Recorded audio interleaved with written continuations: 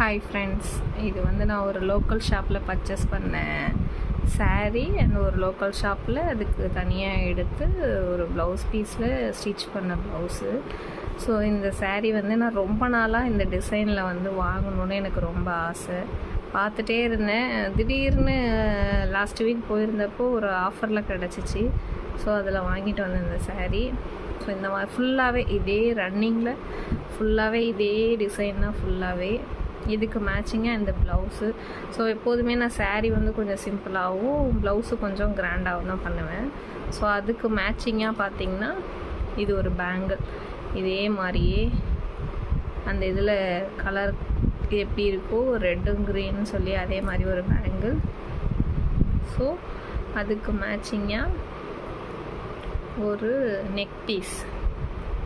So இது ரெண்டும் வச்சுருக்கேன்.